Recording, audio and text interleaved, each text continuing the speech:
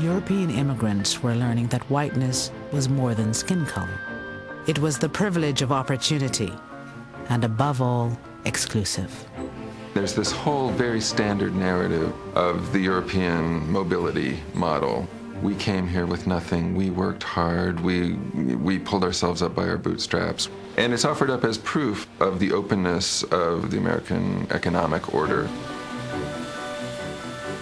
Left out of the bootstrap myth of European ethnics was access to opportunities closed to non-whites. Roosevelt's New Deal reforms offered many Americans a path out of poverty.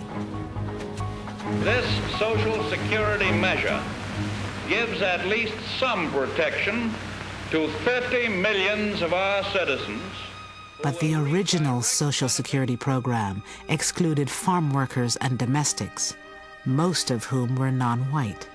But perhaps the best example of how European ethnics would finally gain the full benefits of whiteness came with an innovation in housing at the end of World War II.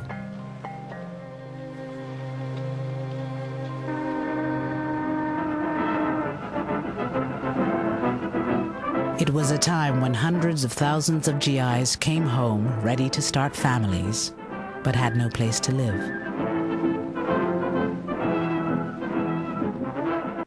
FHA came to the rescue by insuring long-term, low monthly payment mortgage loans. Veterans needed homes for families. They turned to a revolutionary New Deal housing program. It would racialize housing, wealth, and opportunity for decades in ways few could have imagined.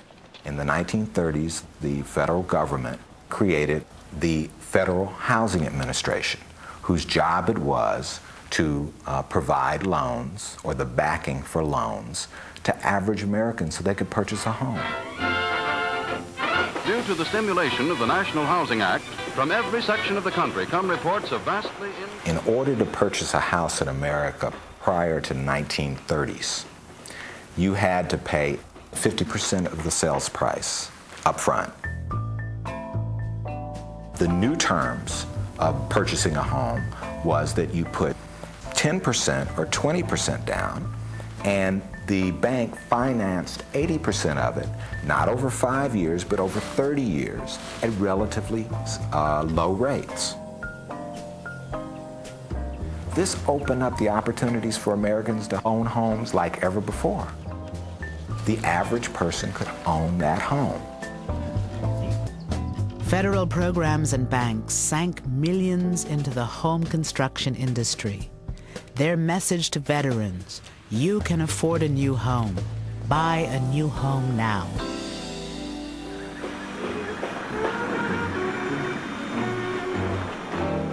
On the outskirts of Baltimore, Memphis, Chicago, Los Angeles, Denver, and other cities, brand new communities sprang up. One of the most famous was a Long Island potato field, transformed into 17,000 new homes. It was called Levittown.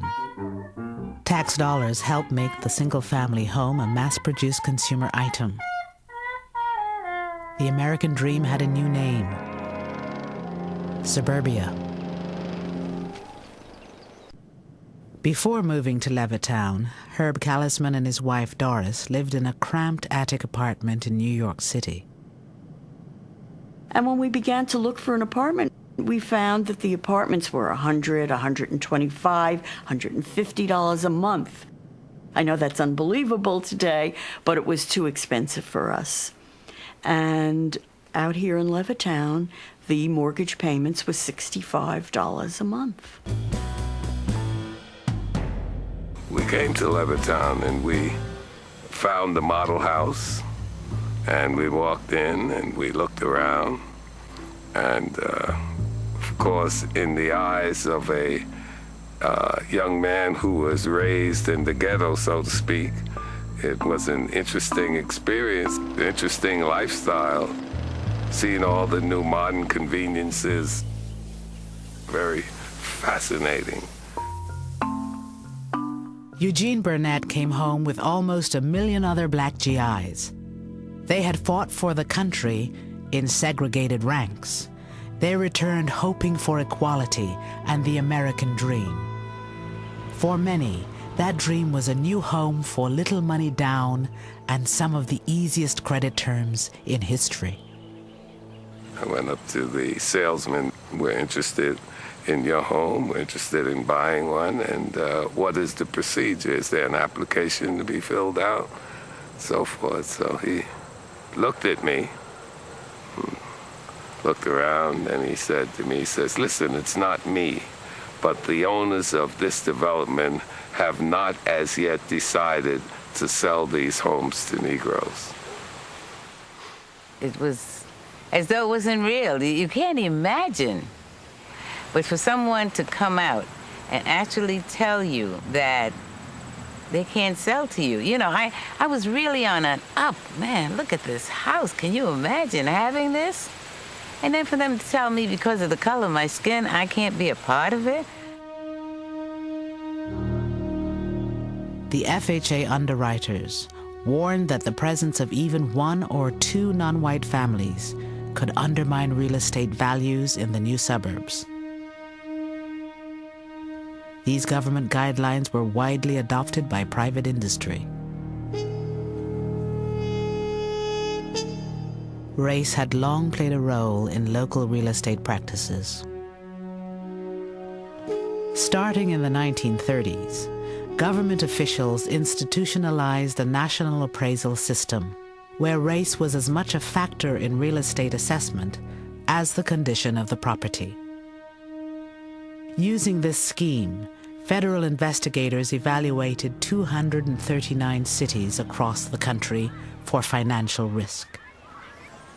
So that those communities that were all white, suburban, and far away from minority areas, they received the highest rating, and that was the color green. Those communities that were all minority or in the process of changing, they got the lowest rating and the color red. They were redlined. As a consequence, most of the mortgages went to suburbanizing America, and it suburbanized it racially. The racial logic adopts the principle that an integrated neighborhood is a bad risk, is a financial risk, that an integrated neighborhood is likely to be an unstable neighborhood, unstable socially, but therefore also unstable economically.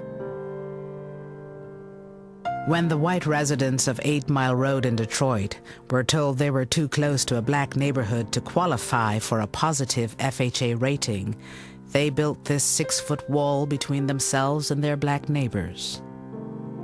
Once the wall went up, mortgages on the white properties were approved. Between 1934 and 1962, the federal government underwrote $120 billion in new housing. Less than 2% went to non-whites.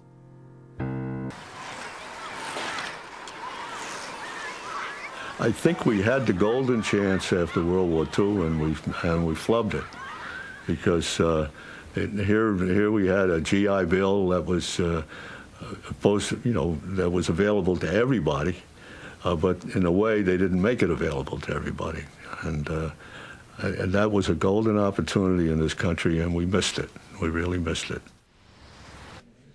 And now it's sort of hard to believe that the federal government nationalized and introduced redlining. In a funny way, it wasn't just giving something to whites, it was constructing whiteness. Whiteness meant, as in the past whites had meant being a citizen and being a Christian, it now meant living in the suburbs. But we were an all-white community, and I think it's an unrealistic world. I think there's something sterile about everyone being on the same economic level and everyone being the same color. It certainly doesn't promote